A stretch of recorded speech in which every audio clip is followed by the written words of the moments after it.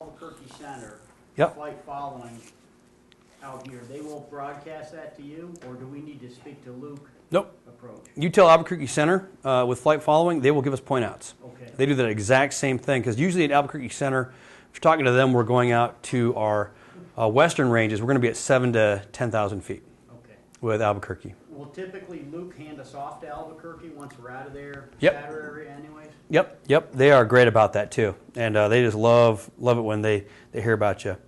MEG and lights out flying, we do that. We will only do that in our southern airspaces.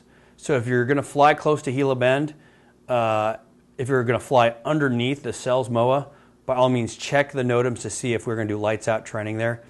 I really don't know what that buys you though. Yeah. You're not going to see us. So the thing is, if we're doing lights out training, I would know the airspace, altitudes, and ground references, and don't wander in there. Be very vigilant about that, because with lights out training, now I'm using my night vision goggles to try to find that guy out there without any lights and make sure he's not hitting the ground or hitting you too. So this is a very saturating mission for the instructor.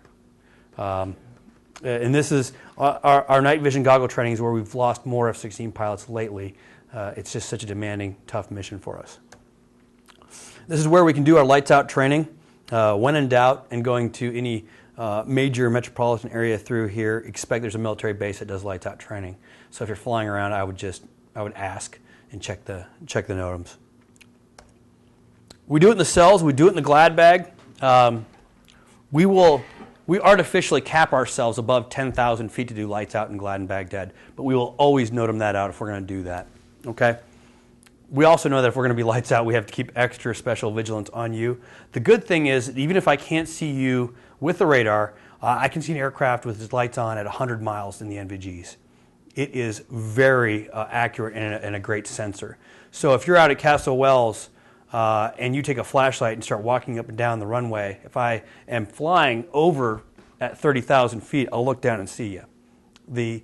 It does not take much, and they're one of the greatest sensors for us. So if your lights are on, life's good, even if mine's not.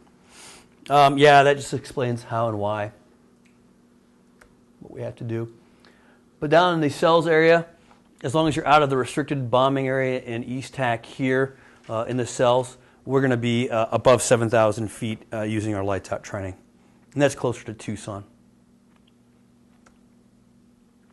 Questions on anything like that? Like I said, there's a lot of questions in that. That's an old mask. It's an old picture. Good picture. This is a lot of the southern practice areas where the Oxford and the Lufthansa guys go through.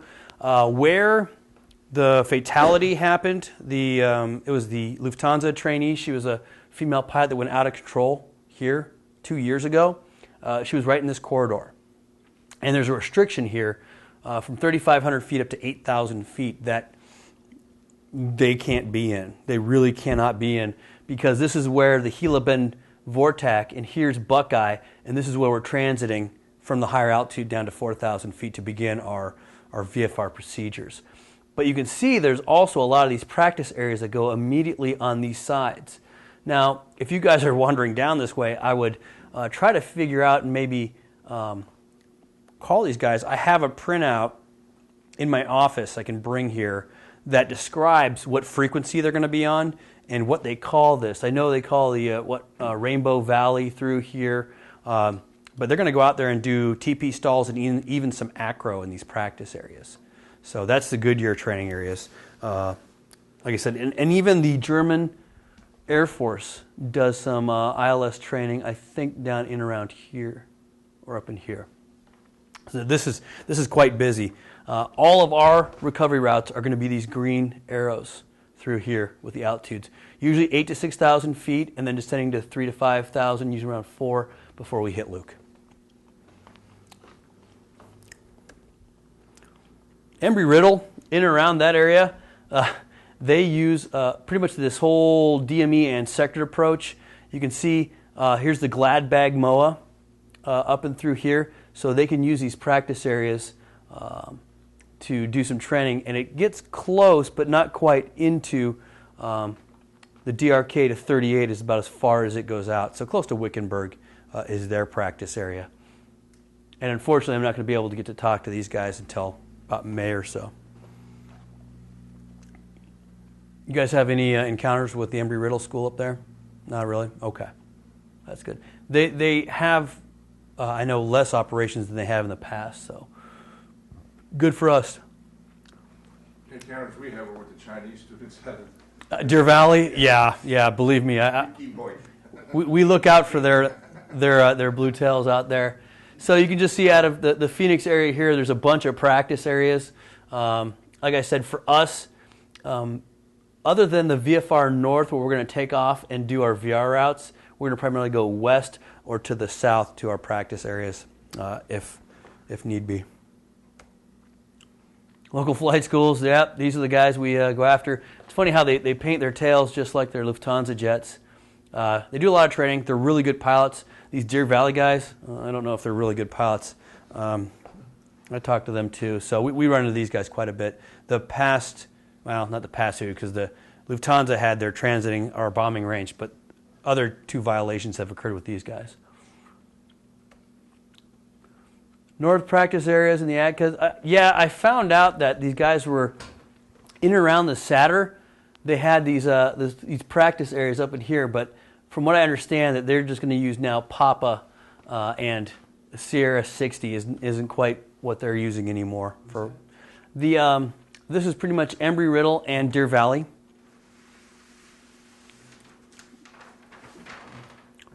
But you can see, let's see, off of, yeah, I mean, their practice area goes right down to the boundary of Sierra. You can see how the SATR just borderlines with this one practice area. So just, even if you clear the SATR over here to the west, you have these two practice areas. It's quite interesting.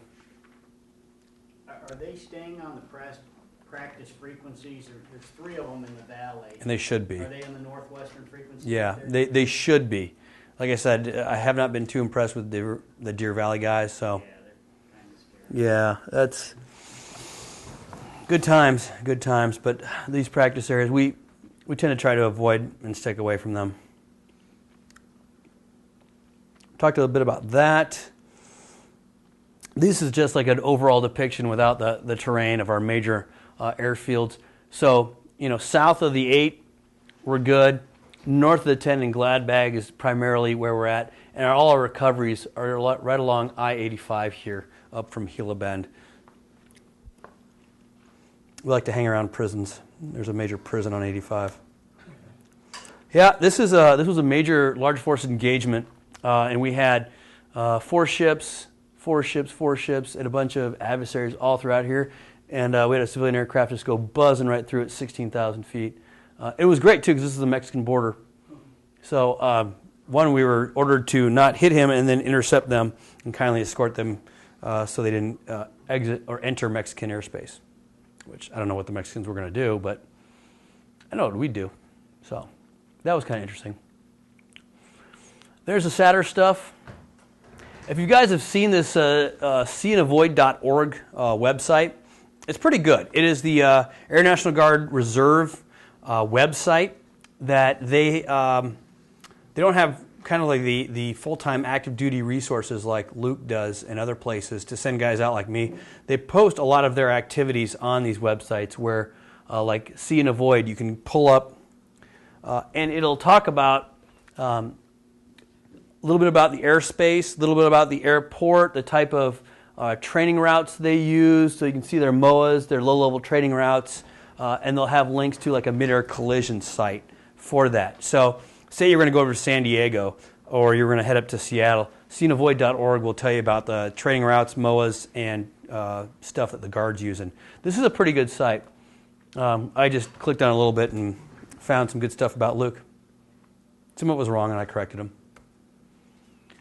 Yeah, help us help you. Those are the approach freaks. Here's, it's not Jesus, he took off. 7341 is the commander that if you want to call, and always throw out Sling Blade. You can name drop, and it's either going to be a shudder or they're going to laugh. But they do know me over there.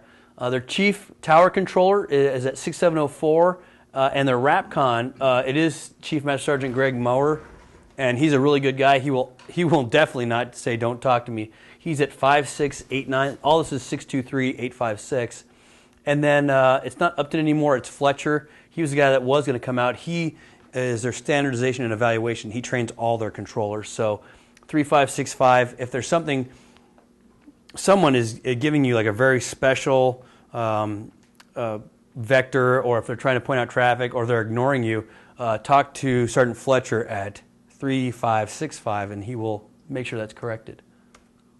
And that's what I got for that. Any questions for me on what we do? Any random questions at all? Is the repeater going to go back up, or?